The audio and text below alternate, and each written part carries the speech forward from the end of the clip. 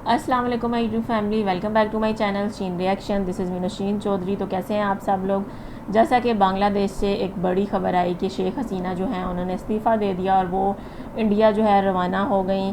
जो बांग्लादेश के स्टूडेंट्स का जो तहरीक चल रही थी उसमें वो कामयाब हो गए और उन्होंने कर दिखाया। तो पाकिस्तान के लोग और पाकिस्तान के जो जर्नलिस्ट हैं इस बारे में क्या नज़रिया रखते हैं और क्या सोचते हैं वो हम देखने जा रहे हैं आज की वीडियो में। टाइम ज़ाया किए बगैर वीडियो स्टार्ट करते हैं। Let's start the video. 3, 2, 1 start.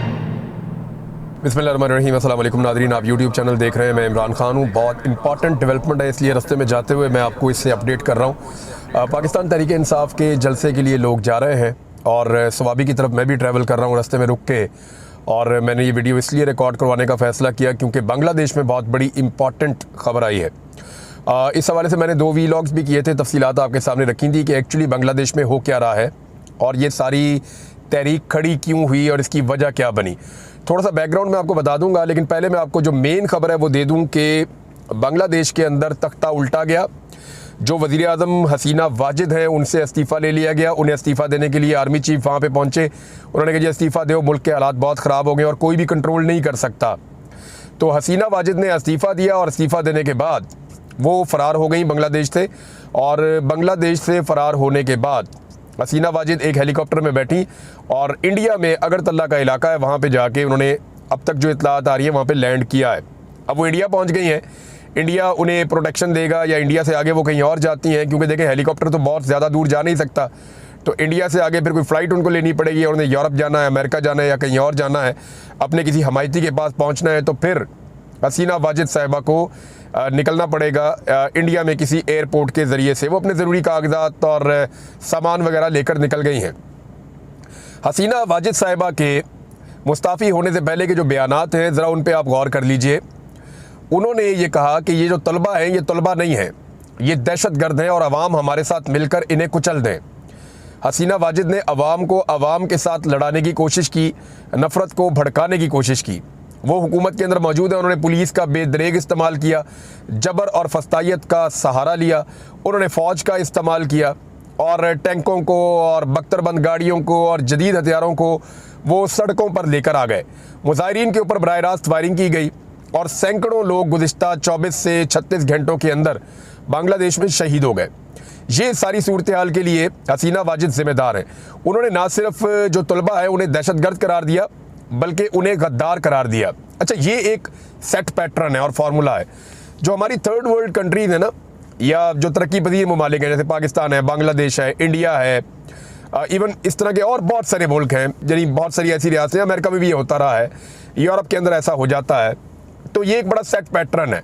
वो पैटर्न ये है कि जब भी कोई ताकत खड़ी हो जाए हुकूमत के ख़िलाफ़ या कोई हक मांगने के लिए खड़ा हो जाए या कोई इनकलाबी तहरीक आ जाए तो फौरी तौर पे वहाँ के सियासतदान जो लफ्ज़ इस्तेमाल करते हैं वहाँ उन लोगों के लिए वो दहशतगर्द का होता है।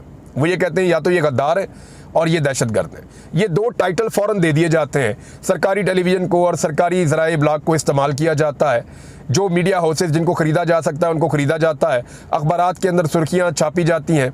ये बड़ा पुराना एक फार्मूला है और ये एक मुल्क के अंदर हुकूमती जंग लड़ने का एक तरीका है कि हुकूमत के ख़िलाफ़ जो भी खड़ा हो उसे कहा जाए कि ये बागी है, गद्दार है और दहशतगर्द है।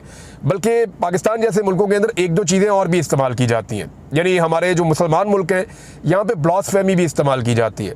क्रिश्चियन जो हैं, जो ईसाई ममालिक हैं, वहाँ पे ये चीज़ें पहले इस्तेमाल की जाती थी। आज से 50 साल पहले, 100 साल पहले वो लोग ये करते थे कि वो अपने मज़हब को भी इस्तेमाल करते थे।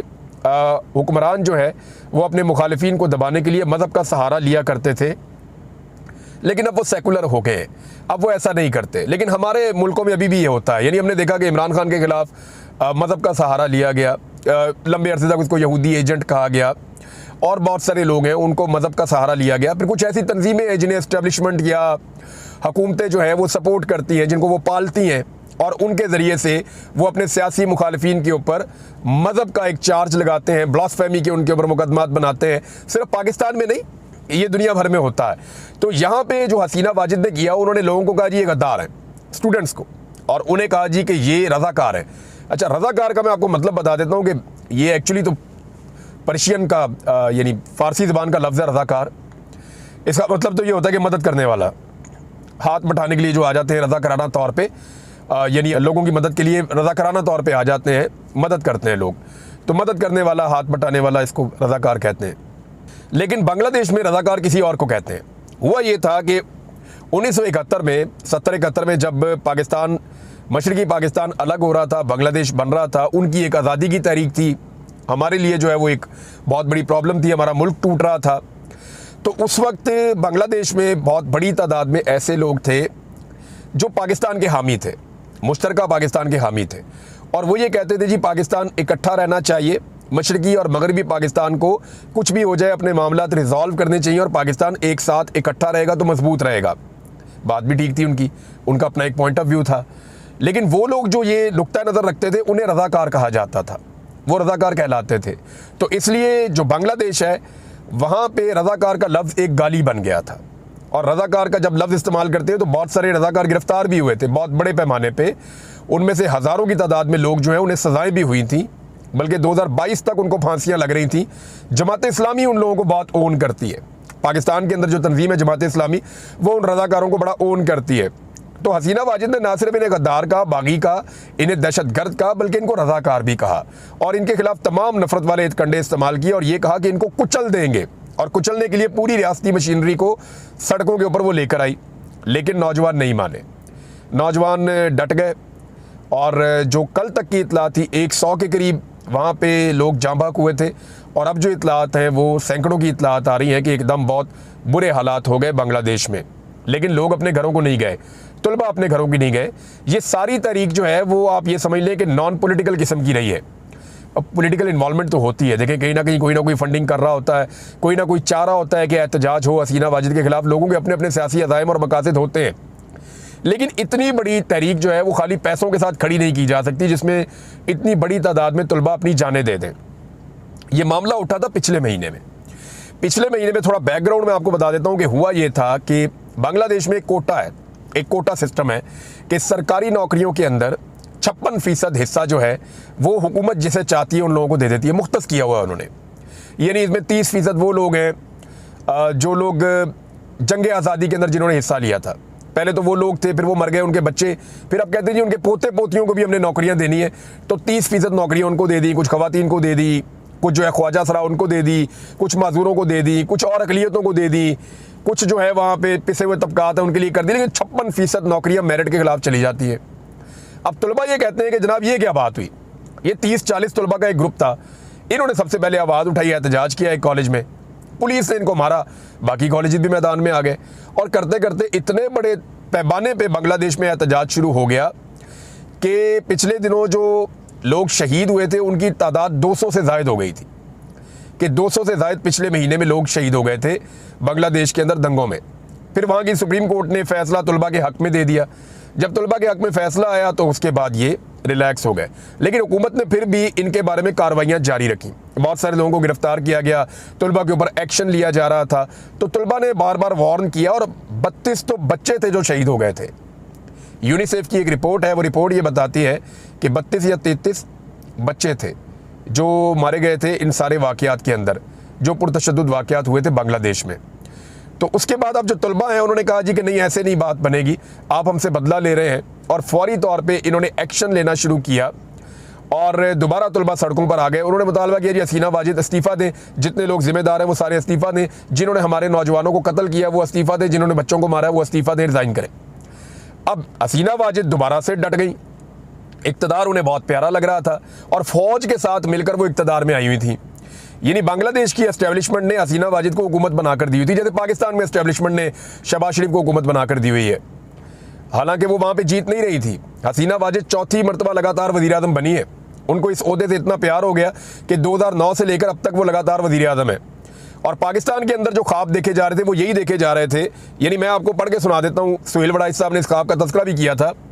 जो पाकिस्तान के इदारे और पाकिस्तान के हुक्मरान सोच रहे थे वो ये सोच रहे थे कि फ़िलहाल ये तय हुआ है कि इंतखाबात के बाद पाकिस्तान में बांग्लादेश की तरह का मुस्तहकम सियासी हुकूमत कायम की जाएगी, और उसे मुक्तदरा कहते हैं एस्टेब्लिशमेंट को, उसे एस्टेब्लिशमेंट की मुकम्मल मदद और हमायत से 10 साल तक चलाया जाएगा। यानी जो शहबाज शरीफ की जो हुकूमत आई है 18-20 सीटों वाले जो हैं, चले 30 लगा लें, बहुत ज़्यादा भी, तो इनकी जो हुकूमत आई है इस हुकूमत को 10 साल तक चलाया जाएगा और एस्टेब्लिशमेंट इसको सपोर्ट करेगी। मकसद ये है कि जिस तरह बांग्लादेश में शेख हसीना वाजिद ने इदारों की मदद से अपने मुल्क को माशी तरक्की की राह पर गामजन किया है, उसकी पैरवी की जाए ताकि पाकिस्तान भी माशी और सियासी तौर पर अपने कदमों पर खड़ा हो सके। शुरू में इदारों का अंदाजा था कि अगली हुकूमत मखलूत होगी जिसमें नून लीग को वजारत उज़्मा और पीपल्स पार्टी को सदारत मिलेगी, मगर अब बांग्लादेश मॉडल और मुस्तहकम हुकूमत के आइडिया की पैरवी करते हुए मखलूत हुकूमत नहीं बनेगी बल्कि मुस्लिम लीग नून को सारा कुछ दिया जाएगा। लेकिन हुआ यही कि सदर बन गया पीपल्स पार्टी का, जैसे कह रहे थे सुहेल वड़ाई साहब, इनके बड़े अंदर तक ताल्लुकात हैं, तो वो ये कह रहे हैं एस्टेब्लिशमेंट का फार्मूला था कि बांग्लादेश मॉडल पे चलना है, तो बांग्लादेश मॉडल तो हो गया फेल। अब ये पाकिस्तान की हसीना वाजिद को ये सोचना पड़ेगा कि लोगों को गद्दार कह के, लोगों को दहशतगर्द कह के, लोगों के ऊपर बार बार अटैक करना, उनके ऊपर हमला करना, उन्हें गिरफ्तार करना, फस्तायत और जबर के साथ क्या मुल्क को चलाया जा सकेगा। बांग्लादेश में तो ये नहीं हुआ। वहाँ जो वज़ीर आज़म हाउस है उसके बिस्तर के ऊपर नौजवान सो रहे हैं इस वक्त, वहाँ लेटे हुए हैं, हर चीज़ पर उन्होंने कब्जा किया हुआ है। कल तक जो औरत सबको गद्दार और अपने आप को मुहिब वतन कहती थी वही मुल्क छोड़ के भागी है और सारे गद्दार मुल्क के अंदर ही मौजूद हैं और गद्दारों की इस वक्त मुल्क के अंदर कंट्रोल है और हुकूमत है। तो लोग मुहिब वतन होते हैं, उनको ये सर्टिफिकेट बांटे जाते हैं सिर्फ अपने इक़्तिदार को दवाम देने के लिए। था आज का वीडियो। पाकिस्तानी साफ़ी बांग्लादेश की सिचुएशन पे उन्होंने बात की। उन्होंने बताया कि बांग्लादेश के अंदर शेख हसीना सबको गद्दारी के सर्टिफिकेट बांटती थी। शेख हसीना जो है वो भारत फरार हो गई क्योंकि नरेंद्र मोदी और इंडिया के साथ उनके बहुत ज़्यादा अच्छे रिलेशन हैं। तो बांग्लादेश के जो स्टूडेंट्स हैं उनकी बात अब पूरी दुनिया में की जा रही है। पाकिस्तानी मीडिया भी बांग्लादेश के स्टूडेंट्स की बात कर रहा है कि किस तरह से उन्होंने इक़्तिदार लिया और शेख हसीना ने उनको रज़ाकार कहा था। जिस तरह उन्होंने बताया, रज़ाकार बांग्लादेश में एक गाली समझा जाता है। जो लोग जंग नहीं लड़ना चाहते थे उनको रज़ाकार का लक़ब दिया गया था। और शेख हसीना ने यहाँ पे अपने लोगों को भी सड़कों पे उतारा। स्टूडेंट्स पे उन्होंने बहुत ज़्यादा लाठीचार्ज करवाया पुलिस के थ्रू, अपने लोगों के थ्रू, और एंड पे फिर बांग्लादेश आर्मी मजबूर हो गई और उन्होंने 45 मिनट का टाइम दिया और शेख हसीना अपना जो उनका बहुत ज़्यादा प्यारा वतन था इंडिया, वहाँ भाग गई क्योंकि इंडिया से उनकी डोरें हिलाई जाती थी और यहाँ पे लोगों में बहुत ज़्यादा गम और गुस्सा पाया गया। उन्होंने जो बांगा बंधु थे शेख मुजीबुर रहमान, उनके जो पुतले थे उनको भी यहाँ पे तोड़ा। जी बिल्कुल, शेख हसीना का जो है बहुत सख्त बयान सामने आया कि इन लोगों को कुचल दो। और शेख हसीना जो है मुल्क में लोगों को ही आपस में लड़वाना चाहती थी। मुल्क की आवाम को ये कह रही थी कि जो लोग जिनकी ये तहरीक है वो स्टूडेंट्स नहीं है बल्कि वो रज़ाकार हैं और वो रज़ाकार का ख़िताब उन्हें दे के उन्हें ही मरवाना चाहती थी। और जैसा कि आर्मी को उन्होंने कहा कि हर हद तक जाएँ और इन नौजवानों को कुचल दें, लेकिन इन किसी भी खौफ से जो है नौजवान पीछे नहीं हटे, बल्कि बहुत सारी शहादतें, बहुत सारे लोग जो हैं वो इसमें शहीद हो गए, लेकिन फिर भी नौजवान जो है वो पीछे नहीं हटे। और शेख हसीना जिनको गद्दार कह रही थी वो मुल्क में मौजूद है, जबकि शेख हसीना को खुद जो है मुल्क छोड़ के जाना पड़ा। तो शेख हसीना की जो स्ट्रेटजी थी यहाँ पे वो गलत साबित हुई और बिल आखिर उनकी जो डिक्टेटरशिप है वो ख़त्म हुई। और इससे बाकी मुल्क भी जो है वो सबक सीखेंगे कि अवाम पे जुल्म करके और अवाम पे ज़्यादती करके जो है आप अवाम के प्राइम मिनिस्टर बने हुए नहीं रह सकते। तो ज़रूर बताइएगा कि आपको वीडियो कैसी लगी और आपकी इस सारे सिचुएशन के बारे में क्या राय है, नीचे कमेंट सेक्शन में बताएं। वीडियो अच्छी लगी हो तो वीडियो को लाइक कर दें, चैनल पर नहीं हो तो चैनल को सब्सक्राइब कर दें और बेल आइकन को हल्का सा प्रेस कर दें। मिलते हैं नेक्स्ट वीडियो में। Till then stay healthy, stay wealthy, stay awesome.